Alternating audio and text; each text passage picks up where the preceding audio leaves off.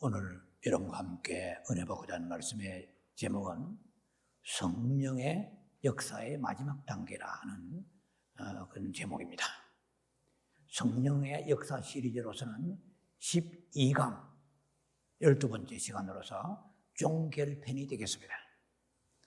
부제목으로는 성령 역사의 연합의 길이다 하는 부제목을 가지고 고린도전서 12장 28절로 30절 말씀, 그리고 고린도전서 14장 39절 말씀을 가지고 은혜의 시간을 갖기를 원합니다. 말씀을 봉독에 올려드리겠습니다. 고린도전서 12장 28절로 30절입니다. 하나님이 교회 중에 몇을 세우셨으니 첫째는 사도요, 둘째는 선지자요, 셋째는 교사요, 그 다음은 능력을 행하는 자요, 그 다음은 병 고치는 은사와 서로 돕는 것과 다스리는 것과 각종 방언을 말하는 것이라. 29절입니다. 다 사도이겠느냐? 다 선지자이겠느냐? 다 교사이겠느냐? 다 능력을 행하는 자이겠느냐? 다 병 고치는 은사를 가진 자이겠느냐? 다 방언을 말하는 자이겠느냐? 다 통역하는 자이겠느냐? 고린도서 12장 49절 말씀을 봉독에 올려줍니다. 죄송합니다. 고린도 14장 49절입니다. 그런즉 내 형제들아 예언하기를 사모하며 방언 말하기를 금하지 말라. 성령의 체험에는 두 가지 방면이 있습니다. 이미 말씀을 쭉 들어오신 것과 같이 성령의 내적인 생명을 받는 그런 체험이 있습니다. 이것은 성령이 우리 안에 내주하시니까 예수를 믿고 그리고 구원을 향하여 우리가 달려가고 있습니다. 구원의 서정 가운데 있습니다. 그러나 또한 외적인 충만이 있어요. 이 외적인 충만은 위로부터 위로부터 쏟아부어, 위에서부터 쏟아부어 주시는 어떤 능력입니다. 그러나 서로 방면은 다르지만 한 성령 안에서 이 일이 이루어진다는 걸 기억하셔야 됩니다. 자, 그러므로 우리는 반드시 이 성령의 내적인 충만과 외적인 능력의 역사를 다 겸비해야 됩니다. 한마디로 말하자면 문물을 겸비하는 거예요. 옛날에 화랑간창 같은 그런 신라시대의 얘기를 잘 아실 것입니다. 문이라는 것은 학문을 말해요. 무라는 것은 무예를 말하죠. 무술. 그러니까 우리가 내적인 충만은 문에 해당된다면 무에 해당되는 것은 능력이죠. 전쟁과 어떤 창과 방패를 가지고 싸우는 전투 능력, 외적인 능력이죠.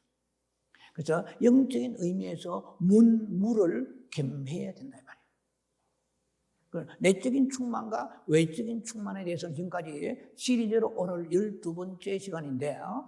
11번까지 말씀을 다 나누었습니다. 제가 그렇게 반복을 하지는 않겠습니다. 필요하면 조금 약간씩 인용을 하겠습니다만은, 자, 우리가 그러면 성령의 오늘 제목이 역사의 연합인데 그 뜻은 뭐냐면은 양면을 다 아우르자 이 말이에요. 유나이트. 그러니까 이거 하나에 병합되어서 어느 면만 치중하지 말고 아주 fantastic 밸런스, 환상적인 균형을 가지자 이 말이에요. 어떤 사람은 계속 혼자서만 기도하고 아내가 충만한 것 같은데 아무런 밖으로 능력이 안 나타나고 이것은 half and half. 이는 온전한 신앙에 성숙된 사람의 모습이 아닙니다. 밖으로 능력이 나가요. 밖으로 능력이 나가고 복음의 능력이 나가고 은사적 능력이 충만한데 내면에서도 성령의 9가지 열매를 맺는다는 거죠. 그러니까 나를 성령 충만해. 찬송과 감사가 끊이지 않는 거예요. 자, 늘 기도하는 삶이고, 그리고 그 모습이 이전과는 다른 모습이에요. 아마 예수님이 저러한 모습이었을 것이다. 저도 자신이 없지만 그러한 모습이 우리의 목표가 되어야 돼요. 자, 그러면 성령의 이 외적인 것과 내적인 것을 연합하는 오늘 말씀인데, 그 길을 가려면 세 단락으로 나누어서, 첫째로 예배 때에 혹은 집회에 올 때에 성령의 능력을 가지고 오라는 것입니다. 여러분 좀 이해의 말씀인지 모르겠지만, 예배나 집회에 참여할 때 성령의 능력을 가지고 오라는 것입니다. 우리가 교회에 와서 혹은 집회 때 은혜를 받지 못하는 이유가 무엇이라고 생각하십니까? 기도가 부족하다, 마음의 준비가 안 돼 있다, 한 주간 삶을 엉망으로 살았다, 불순종했다, 세상을 살아있다, 여러 가지 이유가 있겠죠. 그러나 가장 프린서플한, 가장 본질적인 문제는 우리가 평소에 생각지 않던 메시지가 될지 모르지만 능력이 없다는 거예요. 네, 전혀 능력을 조금 더 준비하지 아니하고 황급히 그냥 예배 때나 아니면 집회에 후다닥 정신없이 참여하는 그런 모습을 우리가 자신을 잘 성찰해 보시기 바랍니다. 자, 이렇게 준비 없이, 능력 없이 오면은 능력 없이 돌아갑니다. 네, 그것이 하늘나라의 영적인 법칙이라는 것을 아셔야 돼요. 네. 우리가 하나님은 가난한 자를 다 부유하게 하시지 않습니다. 병든 자를 다 치료하지 않으십니다. 능력이 무한하게 남아 돌아가시는 그분이, 하늘의 자원이 넘치는 그분이 좀 살려주면 안 됩니까? 코로나 시대에 많은 죽은 사람이 있잖아요. 지금도 죽을 사람이 줄을 서고 있습니다. 그리고 전 세계를 한번 돌아보세요. 한 80억 가까이 되는 인구 중에서 하루에 한 끼도 개우 먹는 사람이 수십억입니다. 그따가 파도 물이 안 나와요. 가뭄에다가 그야말로 온 산천은 불고기 타들어가는데도, 굶어 죽어가는데도 불구하고 이 물 한 장 없어서 난민들이, 시리아에서부터 수많은 난민들이 처절하게 고통 가운데 있어도 오직 하늘에서 만나가 떨어져서 그냥 먹이면 되지 않습니까? 전능하신, 전 세계를 수천, 수만, 수억 번이라도 먹여 살릴 수 있는 전능하신 창조주 하나님이 왜 어떤 것은 일을 안 하실까요? 모든 데 하나님의 일하시는 원칙은 믿음이 들어가야 됩니다. 네. 믿음이 없으면 소크라테스고 아니면 석가모니고 공자고 맹자고 간에 지옥 갑니다. 이 하나님이 정한 법칙을, 이 어기를 자가 이 세상에 없는 거야. 자, 그래서 우리가 생각하는 거하고 하나님 생각은 다릅니다. 이사야 58장의 말씀처럼. 하나님은 능력 있는 곳에 능력을 베푸신다고 아셔야 돼요. 능력 없이 오는 사람은 능력 없이 돌아갑니다. 아니, 목사님, 우리가 그래도 성령의 능력 받고 은혜 받기 위해 주었는데, 물론 그렇죠. 그런데 하나님은 아예 거듭나지도 않고 믿음이 없는 그런 사람한테는 하나님의 구원의 은총을 이례적으로 주십니다. 그 다음에 네가 일어서라 말이야. 하나님의 은혜, 구원의 은혜 받았으면 성령 받았지 않느냐 말이야. 그러면 네가 기도해라 말이야. 네가 순종해라 말이야. 네가 하나님의 능력을 구해서 은혜를 네가 충만하게 유지하면서 집회에 나오라는 거죠. 예배에 나오라는 것입니다. 보통 우리는 이렇게 생각하잖아요. 부담 없이. 목회자는 목회자의 역할이니까 알아서 다 해주겠지, 이런 생각으로 우리가 부담 없이 나와서 은혜 받고 또 해방과 능력과 치유를 체험하고 그 다음에 깨닫고 위로받고 돌아가길 원합니다. 그게 틀린 건 아니에요. 다 일리가 있습니다만은, 그러나 그런 생각으로 예배에 참석하고 교회에 올지라도 최소한의 성령의 능력을 갖고 오라는 것입니다. 여러분, 마가복음 4장 25절에 이런 말씀이 있습니다. 있는 자는 받을 것이요 그랬어요. 성경에서 없는 자는 받을 것이 얻은 게 아니고 있는 자는 받을 것이요. 없는 자는 있는 것까지도 빼앗기리라. 저는 성경을 보면서 항상 어려운 말씀이 많습니다. 인간의 머리로 가지고는. 예, 가난한 자는 항상 있을 터인 이런 말이요. 예, 계속 가난한 사람은 아주 그냥 가난의 굴레에서 벗어나지 못하고 악순환에 사는 사람이 너무 많습니다. 좀 하나님이 막 부어주시면 안 되나요?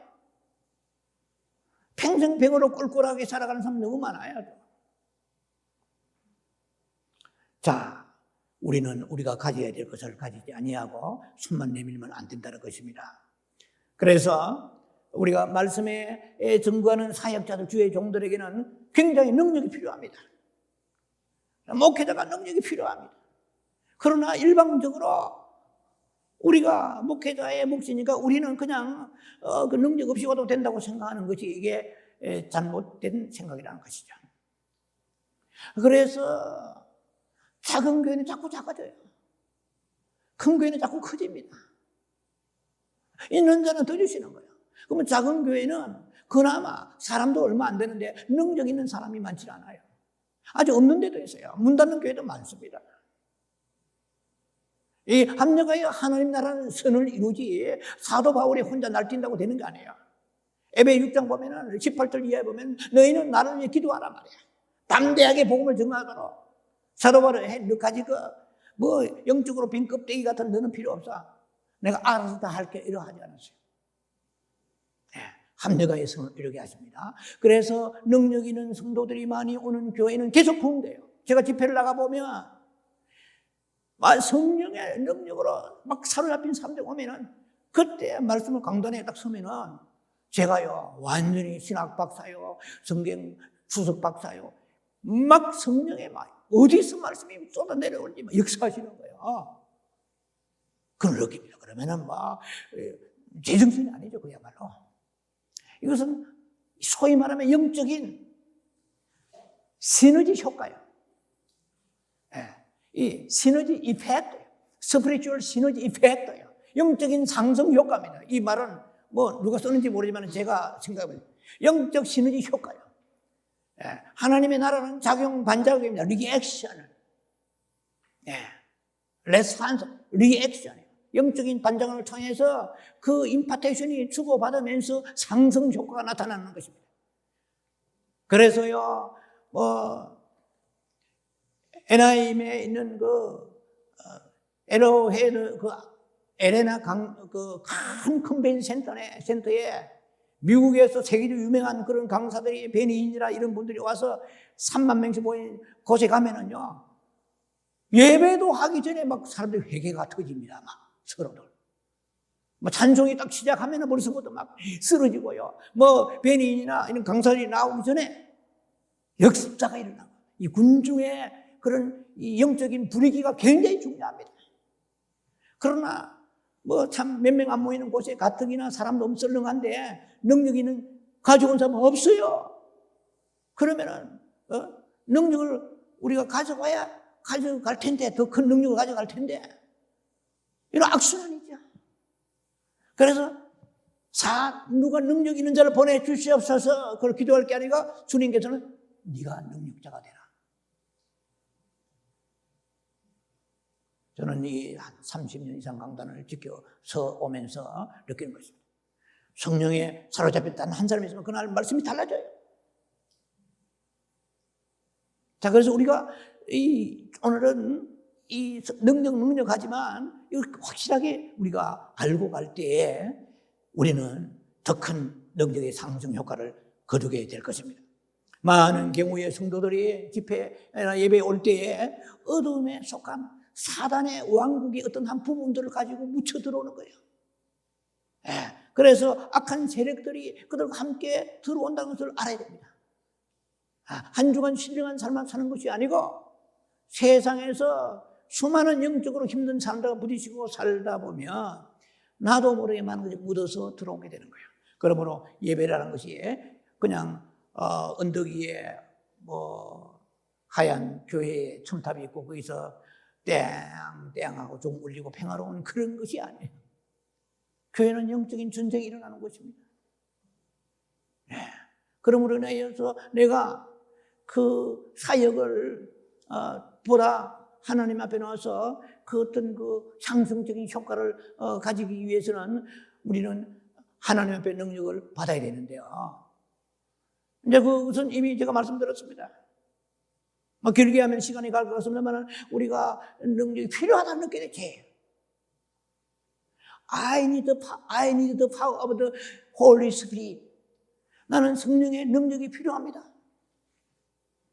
예, 이런 능력의 필요성을 알게 되고 그 다음에 우리가 목마름이 있어야 돼요. 명절 끝날에 고린도 7장 37절 명절 끝날에 예수님 외쳐서서 가라사대 목마른 자는 와서 마시라. 내가 생수를 주리라 했습니다. Who is thirsty? Come to me and drink. 목마르라 목말라야 돼요. 오늘 예배에 그냥 습관적으로 보다도 기대를 해야 돼요. Expectation. 오늘은 놀라운 역사 일어날 거야. 그건 목사를 향한 것이 아니고 하나님을 향한 것이죠. 기적이 일어날 거야. 나는 기적을 믿습니다. 내 생애가 변화될 것입니다. 내 성품 변화될 것입니다. 역사소서, 기름 부서 이런 무슨 갈망이 있으니까 디자이어. 네. 그 기대하는 사람을 하나님은 찾으시는 거야. 그래서 우리가 필요하고 정말 필요합니다. 내 살아가는 생에 있어서 다른 전도해봐도 택도 없어. 안 먹혀 들어가. 그냥 용술철 튕기듯이 튕겨놔요. 복음을 전하는데. 교회를 한번 가보시죠. 예수님 좋으십니다. 니나 믿으시오 하는 식으로 도대체 안 들어가는 거예요. 뭐 가족도 그럴 수 있고 주변의 사람에게. 그래서 능력이 필요. 아버지의 나라는 말에 있지 아니하고 말 아무리 잘은 소용없어요. 고린도전서 4장 20절에 하나님의 나라는 능력이 있어야 되는 거라 했어요. 필요합니다. 그래서 능력 받으려면 어떻게 해요? 목말라야 돼. 계시록 22장 17절 성령과 신부가 말씀하시기를 원하는 자도 오라. 목마른 자도 오라. 순서상 제가 먼저 듣는 자도 오라 이랬어요. 네. 그 목마른 자가 들어가죠. 네. 갈망이 있어야 된다. 그리고 헌신이 있어야 돼요. 지금 이 목사에게, 이 권사 집사에게 능력을 주면은 헌신할 거야. 하나님이 인정하시네요. 헌신이 있어야 돼요. 그리고 내가 능력 주면 헌신하겠습니다 아니고 헌신하려는 모습이 보여야 되는 거야. 그런 중심이 있는 사람이 주시는 거야. 목사 아무나 되는 게 아닙니다. 자기가 알아서 목사 신학교 나와가지고 자기가 머리 안수하고 뭐 대강 신학교 아니에요. 엄청난 닥터만큼은 그런 과정이 지난한 과정이 아니지만 과정을 거쳐야 되는데 하나님이 부르셔야 돼요. 하나님이 안 부르시고 하면 교회가 크고 작고 떠나가지고 목회 못합니다. 네. 맡은 자의 구하는 충성이라고 그랬어요. 목회자뿐만 아니고 성도들 마찬가지입니다. 그런 직임을 주면은 권사는 권사답게, 집사는 집사답게, 성도는 성도답게 헌신이라는 게 있습니다. 그리고 사도행전 5장 32절에 순종을 해야 성령을 주신다고 되어 있어요. 예. 그래서 능력을 많이 받아도 팔짱 끼고 있으면 주님이 얼마나 사기당한 기분이시겠어요? 예. 능력을 주는데 신유언사, 병든자에게 낳는다 예를 들면, 예? 그러면은 병든자가 아무리 자기가 힘도 어려워도 병든자가 오면은 그걸 긍휼히 여기며 자기의 주신 능력을 하나님께서 그것을 사용하라고 주신 거 아니겠어요? 목회자가 그래서 이 길로 가는 거예요. 하나님이 부르시기 때문에 그 심판을 우리는 생각합니다. 죽도록 충성해야 돼요. 달려갈 길 다 달려가야 돼요. 예. 그리고 의의 면류관을 기다린다고 디모데후서 4장은 말씀하십니다. 예. 자, 그러므로 인하여 우리가 능력을 외적인 능력이나 내적인 능력을 받는 길에 대해서 제가 말씀 많이 드렸습니다. 어떻든 간에 우리는 이 소위 예배라는 것이 하나의 영적인 전쟁이라는 것입니다. 그러면 내가 능력을 가지고 옵니다. 그러면 큰 해방이 있고 자유함이 있고 능력이 있고 은혜가 임하게 되는 것이죠. 그래서 돌아갈 때는 더 큰 능력으로 돌아가게 되는 것입니다. 두 번째는 생명과 능력의 차이에 대해서 깊이 이해하라. 네, 생명과 능력의 차이에 대해서 깊이 이해하라. 자, 이 능력이 생명이 된다는 거예요. 잘 기억하셔야 합니다. 두 번째 단락입니다. 하나님으로부터 외적인 받은 능력이 생명이 된다는 거예요. 굉장한 거죠. 빌리그람이 복음의 능력 받아가지고 수백만 명을 거듭나게 했습니다. 능력 받았죠. 복음의 능력이. 네. 똑같은 말을 해도 복음의 능력이나 다 성령의 기름 부으심이 있는 거예요. 그래서 생명과 능력의 차이를 우리가 알아야 되는데, 이 생명은 나를 위한 것이에요. 내가 예수 믿고 거듭났기 때문에 지옥 안 가는 거예요. 내가 남편이 혹은 내 가족이 자녀가 있고 주변에 일가 친척이 있더라도 아무리 사랑해도 내가 능력 받아서 성령이 내 안에 계셔야 내가 천국 가는 것이고 데리고 갈 수는 없는 거예요. 예. 남편이 아내나 남편이 서로 치마끈이나 바지깨 가랭이 잡고 올라갈 수 없는 곳이 천국입니다. 1대1 개인적으로 퍼스널을 취한 거예요. 이 성령의 생명입니다. 여러분, 이 생명에 대해서는 제가 설교를 많이 했습니다. 이 신부의 영성사역은 생명의 사역이에요. 이 생명은 알아야 됩니다. 생명은요, 이거 다 제가 설교 옛날에 다 한 거예요. 생명은요, 누가 물어보세요, 여러분들한테. 생명이 무엇이며 생명이 몇 가지나 됩니까? 어리둥절해. 생명 9가지입니다. 창세기 1장에 다 나와 있어요. 생명이 몇 가지? 네. 모든 생명 한번 생각하고 손을 꼽으면 생각할 시간이 없습니다. 자, 그런데 그 중에서 마지막 가장 높은 생명이 인간의 생명이에요. 그래, 인간의 생명보다 더 높은 생명, 1번째 생명은 하나님의 생명이에요. 예수를 믿으면 하나님의 생명이 들어요. 예수의 생명이 들어요. 영원히 사는 생명이 들어요. 세상 마귀를 닮지 않냐고 하나님을 닮는 생명이 들어와요. 그러니까 나이가 들고 죽음이 오고 질병이 중환병이 오더라도 두려워하지 않는 것은 갈 곳이 있다는 거예요. 내 영이 아는 거예요. 내 안에 생명을 받았기 때문에. 임신한 임산부는 자기 안에 생명이 있다는 걸 압니다. 나 임신했는지 아닌지 도대체 모르겠다. 그래? 그러면 입덧이라도 내가 줄게. 그래, 우리가 입덧이 나오잖아요. 네. 우리가 예수의 생명 가지면은 절망하는 가운데서도 사방에 우기쌈을 당하지 아니합니다. 이 김 목사 우기쌈을 당해요? 나도 당할 수 있지. 그러나 쌓이지 아니합니다. 안 했기 때문에 지금 이까지 살아왔고 목회를 해온 거예요. 사방에 우기쌈을 쌓인 지가 한두 번이 아니에요. 그러니 내가 그런 것이 내 생명이 이겨주시는 것이에요. 그래서 세상 볼 때 여러분들은 외모를 보잖아요. 좋은 저택, 좋은 차, 좋은 직업, 좋은 캐리어 이것만 보잖아요. 그러나 예수님 보실 때는 죽었느냐 살았느냐 말이에요. 교회도 똑같이 교회가 아니에요. 사대교회가 제 끝에는 믿거네요. 살았다 하지만 죽은 자라도. 계시록 3장에 오지래요. 여러분요, 여기에 세계를 깊이 알면요, 부러워하지 않습니다.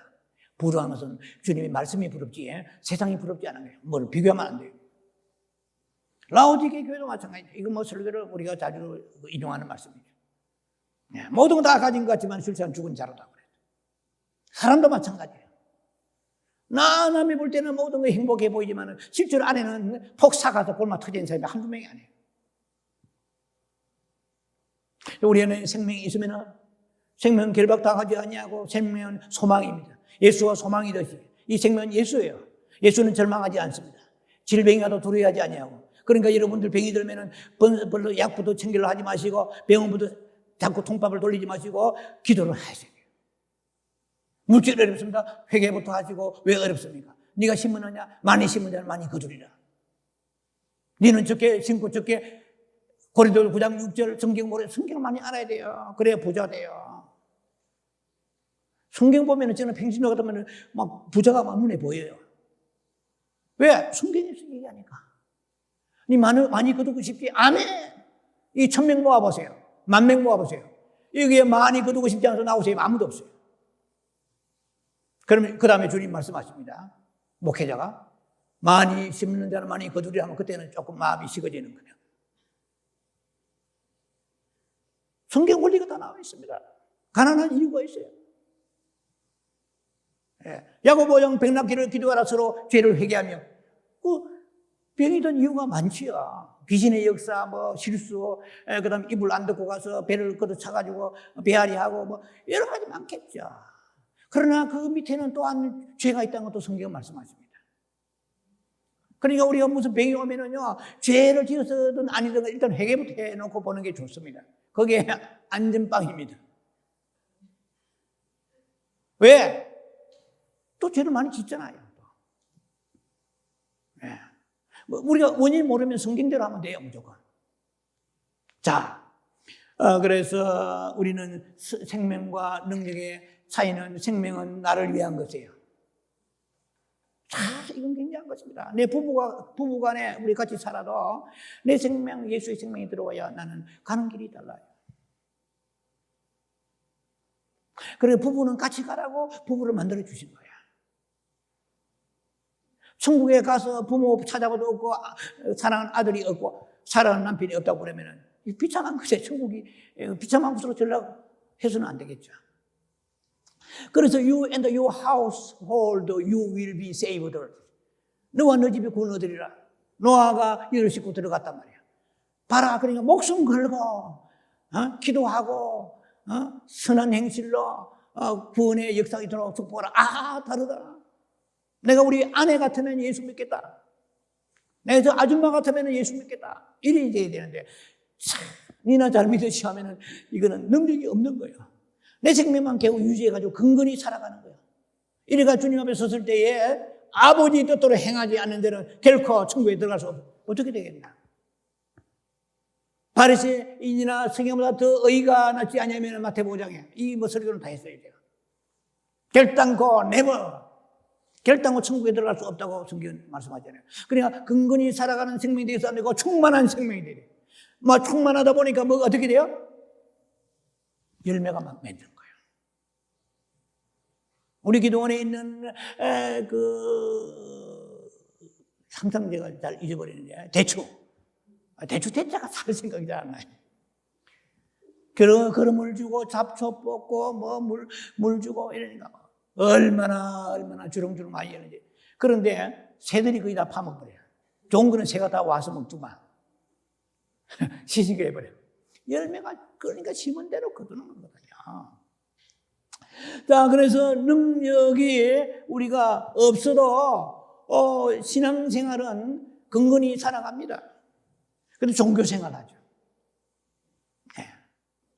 자, 그러면 우리가 성령의 내적인 충만도 중요하고 그다음에 외적인 능력이 있어야 다른 사람을 영혼을 살리는 거야. 다니엘서 12장에 보면은 8절 9절인가 12장에 보면은 옳은 대로 돌아오고 하는 사람은 하늘에 별같이 영혼이 빛나라 그랬어요. 이 세상에 살아가면서 개우 자기 입이나 그냥 근근히 불칠하고 살아가서 되겠습니까? 다른 사람을 옳은 대로 돌아오게 해야 돼요. 우리의 사명은 무엇입니까? 니만 잘 사는 게 아니에요. 베드로전 2장 9절에 어두운 데서 불러내어 기이한 빛에 들어가게 하시는 하나님의 덕을 선포하게 하려 하십니다. 네가 왕같은 제사장 되고 택한 백성 되고 소유된 백성 되고 택한 나라 된 이유가 뭔지 아느냐? 쉽게 말하면 예수를 믿게 하신 이유가 뭔지 아느냐? 이 말이에요. 니만 근근히 잘 살 입에 풀지고 살아가는 게 아니고 한 영혼이라도 거룩한 충격을 주어서 옳은 행실로 죽게 돌아오게 하란 말이야. 이해가 되시죠? 그러려고 여러분들 안다고 되는 게 아니에요. 능력이 있어야 돼요. 다른 사람 복음을 전하는데 뭐가 중간에 악령이 자꾸 역사에 고리띵하고 말이 헷갈리고 자꾸 버벅거리고 이런 경우 있잖아요. 능력이 부족 딸리는 거야. 와, 그냥 노도의 물길까지 힘차게 메시지가 흘러가야 돼. 성령이 받쳐주고 밀어주셔야 되는데 평소에 능력이 있는 삶을 살지 아니고 능력 그거 가지고 우습게 생각하고 뭐 다른 사람 능력이 좀 비판이나 하고 판단이나 하고 교만하고 이건 능력이 안 나가는 거야. 주님이 나를 쓰셔야 됩니다. 뭐 크고 작고 간에 단 한 명이라도 쓰셔야 능력이 살아계시는구나. 하나님은 살아계시는구나. 당신을 보니까 정말 하나님 살아계시는 것 같으면 이래야 되지. 당신을 보니까 하나님 죽은 것 같소 이러면 되겠습니까? 자, 그래서 이 능력은 사역할 때 필요합니다. 능력은 두 가지입니다. 크게는 다른 사람의 영혼을 살리게 능력이고 하나는 일상생활 속에서 내게 필요한 능력입니다. 두 가지가 있어야 돼요. 네, 우리 능력은 반드시 복음 증거에 필요하다고 생각하면서 그게 아니에요. 자, 그래서 우리가 능력이 있으면 다른 사람한테 복음을 전할 때 성령의 감화 감동이 역사하십니다. 예. 똑같은 복음 전에도 복음 증거자들한테는 찰스 핀이나 조나단 에드워드 뭐 이런 분들, 디엘 무디 같은 분은 성령이 막 강하게 밀어주시는 거예요. 그분들은 막 목마르고 갈급하고 이 능력 없이는 못 삽니다 하는, 우리보다 뭐 말할 수 없는 월등한 믿음을 가지고 있기 때문에 쓰시는 거예요. 물론 하나님 주권이지만 똑같은 말을 해도 뭐 이 말에 대해서 무슨 말재주 가지고 써먹는 게 이 하나님 나라 아니에요. 예. 그런 얘기 많잖아요. 목사님이 그 설교를 준비했는데 그냥 그날 에어컨이 없던 시대에 선풍기가 불어가지고 원고에 다 날아가 버렸어요. 그러니까 목사님 기억이 안 나고 캄캄한 거예요. 에라 모르겠다. 그냥 나온 대로 죄 하였는데 그날 은혜를 제일 많이 받았다는 얘기. 성령이 역사하니까. 그러니까 어떻게 해요? 주만 의지하지 않겠어요. 저는 전도사 때 목사님이 뭐 수석 전도사라고 하는데 전도사 많기 때문에 집회를 나가는데 그날 설교를 해야 되는데 나름대로 준비는 했어요. 근데 강단에 와가지고 이제 이렇게 원고도 만들려고 했는데 갑자기 캄캄해지니 원고 글자가 안 보이는 거예요. 나는 그런 거 처음 봤습니다. 눈을 뜨면 보여야 되는데 글자가 안 보이는 거예요. 그러니까 예배 중에, 설교 중에 강단 밑에 내려가가지고 기도했다니까요. 그러니까 설교하는 전도사가 갑자기 머리만 보이고 내려가는 거예요. 저야 살려주셔서 아버지 도대체 기억이 안 납니다. 한 5분 이상 기도했는데 그 시간이 오늘 5년 같아요. 그 정신이 작동하는 거야. 뭐 그런 경우가 많습니다. 예, 처음 예수 믿고 변화되어서 그냥 교회 나와서 굴성이가처럼 그냥 은혜 가운데 있었지만은 구역 예배 때에 다음에는 김 선생님이 구역 대표 기도입니다. 구역이 한 40명 돼요, 큰 교회에. 얼마나 많이 준비했는지. 그냥 내가 막 유창하게, 내가 지금 예수 믿은 지 얼마 안 돼도 나는 보통 내기가 아니야. 당신들하고 차원이 다른 사람이 하고 오늘 맛 좀 보이려고 준비를 했어요. 그래 기다리고 기다렸어요. 오늘 구역을 위해 우리 다음에는 김 선생님이 대표 기도하겠습니다. 그래 탁 떼놓고 내가 주 예수 그리스도여 할렐루야 하는데 그 다음에 생각이 안 나는 거예요. 어떻게 그렇게 캄캄할 수가 있어요? 버벅거리고 하는데 한참 기다리다가 눈을 떠가지고 그 부역장님이 대표로 대신 제가 기도하겠습니다. 한마디. 아주 처참하게 처음부터 막 뭉개진 거예요. 그래서 야 이거 능력이 필요하다는 걸 가르쳐 주시는 거예요. 예, 이것은 성령의 능력이 없이는 우리가 살아갈 수 없죠. 세상 사람은 자기 힘으로 살아가요. 우리는 하나님의 능력을 호수로 거기에 갖다 대고 천국에 호수를 갖다 대고 주여 능력 주시옵소서. 뭐 식기도 하는 거 마찬가지입니다. 밥 먹는데 기도가 간단한 것 같지만 능력이 임하게 하소서. 몇 마디라도 하나님 나라 말에 있잖아요. 임재가 임하게 하소서. 그런 능력이 임할 때 주님을 만나게 되는 것입니다. 자, 그래서 우리가 이 성령의 능력이 있으면 감화감동 역사해가지고 말씀을 듣는 사람들이 변화받는 거예요. 그래서 이 능력이 생명이 되는 거예요. 자, 이거 좀 중요한 얘기입니다. 능력이 생명. 왜? 능력이나 생명이나 다 성령 안에서 일하시는 거예요. 출처, 소스는 같은 것이에요. 외적인 능력이 나타났습니다. 뭐 방언합니다. 알라 칼라 탄다라마 쉘라 코예스케르 막 하고 통역하고 예언하고 막 그다음에 신유에 이 성령의 능력이 manifestation of the Holy Spirit. 성령의 능력이 나타나는 것인데 출처는 소스는 성령이잖아요. 성령이 필요하시니까 밖으로 역사하고 필요하니까 안으로 역사할 뿐이지 결국은 다 성령이 역사하시는 거예요. 그런데 복음을 증거하는 능력을 받은 사람은 복음을 증거하는데 은사가 있단 말이에요. 그런데 그 능력이 그들에게 은혜를 받고 생명이 되는 거예요. 이해가 되시죠? 저도 맨 처음에 뭐 이렇게 부흥회 참석해서 기도원에 그래서 그 목회자들의 메시지를 듣고 제가 변화받고 깨어진 것입니다. 성령의 그 능력이 막 임하는 거예요. 초잔치의 능력이 회개가 터지고 그거 참 놀라운 거예요. 그런데 그것이 그 생명이 내게 능력이 되더라니까. 그들의 능력이 내게 생명이 되더라니까. 이게 이 소위 능력의 놀라운 아주 그야말로 기묘한 그런 현상이죠. 자, 그래서 우리는 이 능력도요, 이 모든 일상생활 속에 능력이 필요한데 특히 우리가 감사하는 것이 필요합니다. 여러분 성령 충만하면은 무슨 일이 일어나요? 성령 9가지 열매를 맺잖아요. 예, 에베소 5장 18절에 성령 술 취하지 말라. 너희가 성령 충만하라고 그랬잖아요. 이거 다 아는 말씀이죠. 그런데 에베소 5장 19절로부터 21절의 말씀 보면은 성령 충만하면 한 4가지의 역사가 나타납니다. 여러분들이 자신이 성령 충만한지 아닌지 이게 리트머스 시험지입니다. 첫째는 시와 찬미와 신령한 노래들로 화답하고 마음에 주를 찬양하며 찬송하며 노래한다고 그랬어요. 그러니까 여러분들이 찬송이 끊어지고 어릴 적에 젊을 때 불렀던 유행가 동백아가씨나 돌아와요 부산항 자꾸 이런 것이 계속 나와요. 그럼 이 성령의 감동인가 해가지고 거기서 한바탕 불러 제끼면 안 돼요. 은혜가 떨어지면 코 가세요. 성경입니다. 은혜가 떨어지면 찬송이 사라집니다. 최근에 그런 분들이 여러분 중에 있을지 혹시 모르겠네요. 자꾸만 옛날 불렀던 유행가 이미자의 첫눈 내리는 거리 같은 생각이 자꾸 나고요. 예. 저도 가끔 공격을 할 때가 많아요. 왜냐하면 그 사무치도록 마음에 깊이 박혀 있는 것은 내가 영역이 떨어지면 그게 드러납니다.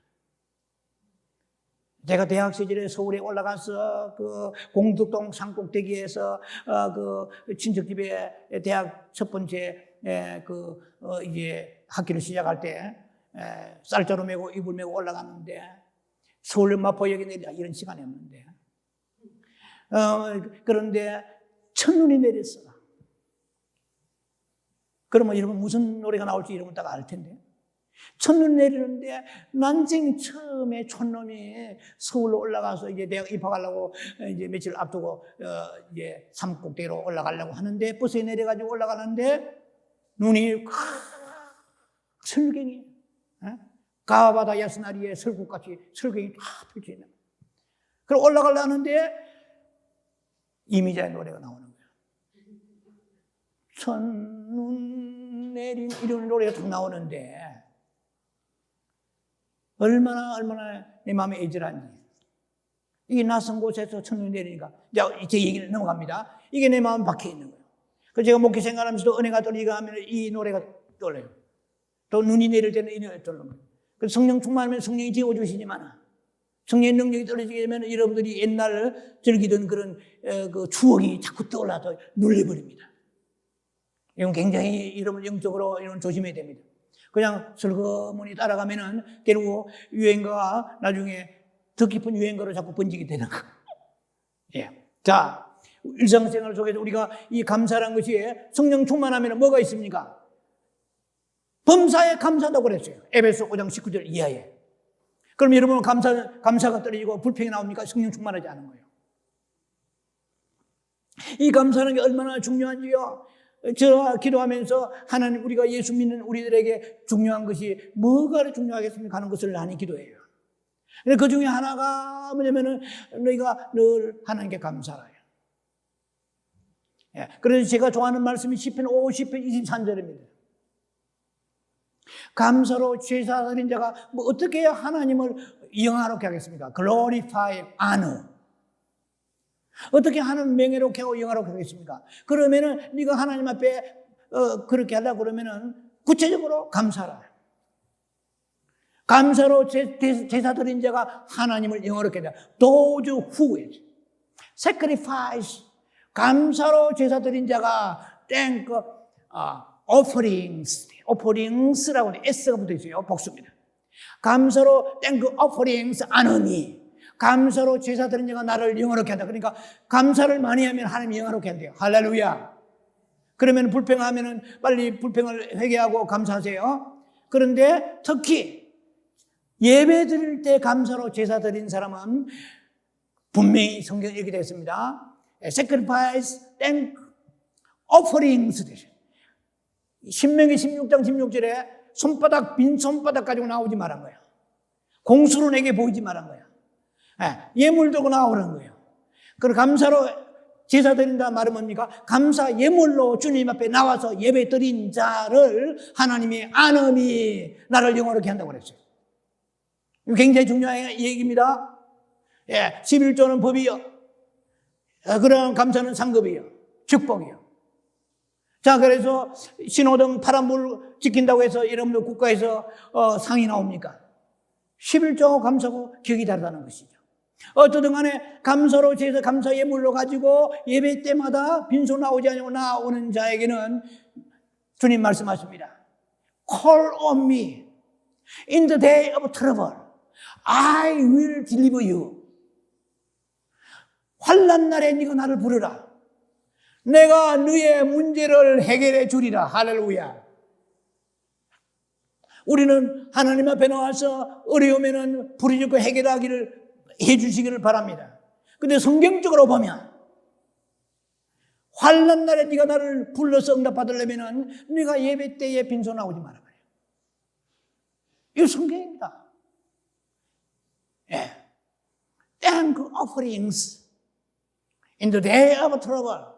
Call on me in the day of trouble. I will deliver you. 내가 너를 구원하리라. 내가 너를 문제 해결하리라. 자, 그래서 우리가 감사하는 능력입니다. 더 큰 능력이 우리에게 임하려면 감사하는 삶을 살며 주님의 감사로 제사드려야 될 것입니다. 자, 그래서 우리는 이 생명이라는 것은 내적인 것이고 능력은 외적인 것입니다. 그러면 어떻게 되냐면 이것은 마치 저수지와 같습니다. 마치 소나비와 같습니다. 성령의 내적 충만한 사람 안에 저수지와 항상 물이 풍성합니다. 물고기가 살아가고 생명이 살아갑니다. 예, 에스겔 47장 말씀처럼 그 엄청난 바닷가에 말라 죽어가는 생물들이 살아간다고 에스겔 47장에 나와 있습니다. 그 성령장과 같은 것이죠. 성전 1천적, 2천적 이렇게 아실 것입니다. 발바닥에서 무릎에서 가슴에서 이런 비유하실 것입니다. 성령의 충만함입니다. 성령의 충만함은 생명의 내가 사는 것이지만 그러나 그 성령의 생명이 외적인 것과 어우러져 있을 때 연합된 길을 가게 되는 것입니다. 외적인 것은 소낙비가 오는 것과 같이 능력의 소낙비가 오는 것과 같이 계속 위에서부터 능력의 보호주심이 우리에게 나타나야 성령의 권능의 옷을 입게 되는 것입니다. 그래서 엘리야의 옷인 거죠. 예, 겉옷을 엘리야의 겉옷인데 그 겉옷을 입었던 엘리사가 그 요단강 물을 치니까 물이 쫙 갈라져 버린 거예요. 능력은 임파테이션 되는 것입니다.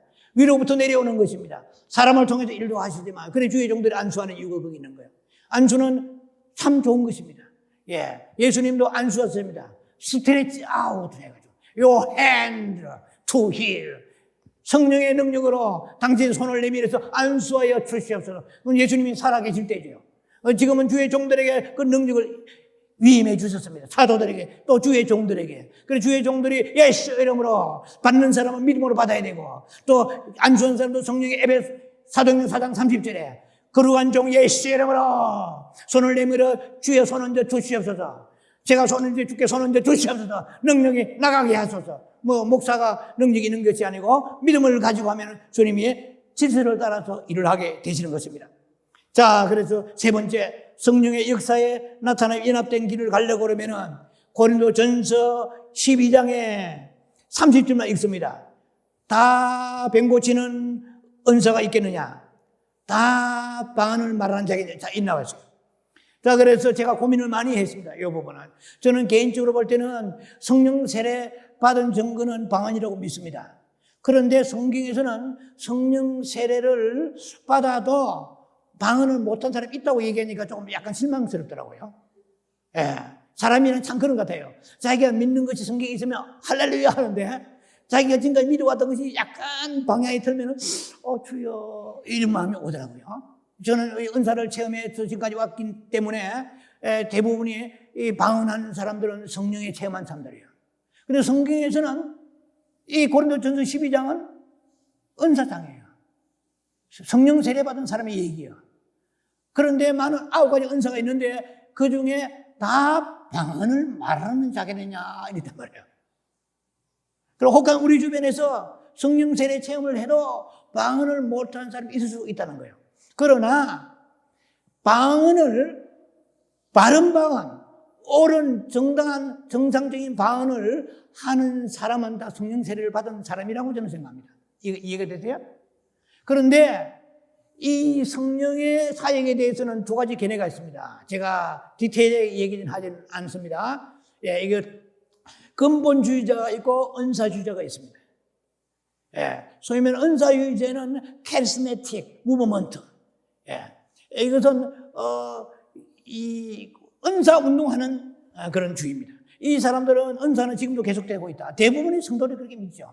근데 은사 중단론이 있어요. 아브라함 카이프라든지 미국의 유명한 지금 현재 잔 메가더 이런 분들은 은사는 끝났다.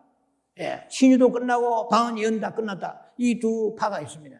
그런 은사를 지속적으로 은사가 나타난다. 뭐 이분들은 뭐 찰스 피니, 조나단 에드워드에서부터 뭐 굉장한 분들이 많습니다. 잔 파이퍼, 뭐 잔 스타터, 뭐 웨인 그루뎀 많은 사람이 있습니다. 저는 은사의 지속론을 역시 저는 믿는 사람입니다. 자, 그러면은 뭐 그분들은 자기 나름대로의 자기의 교리를 선택해 중요한 게 뭐냐면은 은사 9가지 중에서 방언 은사 굉장히 중요합니다. 예, 왜냐면 이미 지금 설교 들었습니다만은 방언을 계속하세요. 방언 기도는요, 이거는 하나님의 뜻대로 하는 기도입니다. 여러분 백날 기도해봐야 우리 뜻대로 하는 기도는 하나님 앞에 쓰레기통에 들어갑니다. 나는 옳다고 기도했지만 성령이 지금 이 시간 이때에 기도할 제목은 그게 아니다 하면 어떻게 되겠어요? 홀도 되잖아요. 근데 방언 기도는 라칼라 카탈라 메페야 뭐 별게 아닌 것 같지만은 왜 별게 아니에요? 별거지요. 아버지 뜻대로 하는 기도니까. 그 방언 기도는 마귀가 못 알아들어요. 여러 사람을 칭찬해보세요. 마귀가 달라듭니다. 저는 그런 게임을 많이 해요. 칭찬 함부로 못해요. 그럼 칭찬하는 방언을 해야 되는데 그 우리가 방언의 통역이 되면 가능하죠. 자, 그래서 방언 기도하게 되면은 유다서 1장 20절의 말씀처럼 믿음을 거룩한 믿음이 세우는 거예요. 믿음이 세워지는 거예요. 그리고 영적으로 리차지 충전이 되는 거예요. 이 방언 기도하면은 이사야 28장에 보면은 마음이 상쾌하고 안식을 가진다고 그래요. 마음이 꿀꿀하고 답답하고 눌려있다. 덜럭kok하 그냥 해보시라고요. 뭐 2, 3분 하다 말아버리지 말고 계속 해보세요. 그러면은 마음이 상쾌해지고 안식을 느낀다는 것이죠. 그 다음에 방언은 혀를 다스리는 것. 자, 이 설명 다 했습니다. 자, 그래서 우리가 이 방언 기도는 굉장히 우리들에게 유익입니다. 그러면은 우리가 이 방언 기도를 인위적으로 조작해서 하는 경우는 뭐 좀 속된 말로 말짱 할 것입니다. 예, 연습해가지고 흉을 내가지고 이런 방언이 있습니다. 이걸 보통 마귀 방언이라고 그러는데 저는 마귀 방언이라고 성경에 없기 때문에 그 말을 쓰지는 않습니다. 예, 그 자식이 누가복음 11장에 악한 자도 좋은 것을 줄 줄 알거든. 예, 하물며 하나님께서 성령을 구하는 자에게 주시지 않겠느냐 했거든요. 그러니까 정말 바르게 정말 목적이 건강하고 목적이 정말 신앙적이라면 주님이 주실 거예요. 오케이. 고린도전서 12장 28절 30절에 제가 30절만 아까 읽어드렸습니다. 다 방언을 말하겠느냐 그랬거든요. 그러니까 은사를 성령 세례 받아도 혹시나 방언을 못한 사람이 있거들랑 함부로 단죄하고 정죄하지 말라는 것이죠. 그건 꼭 조심해야 됩니다. 자칫하면 우리가 판단합니다.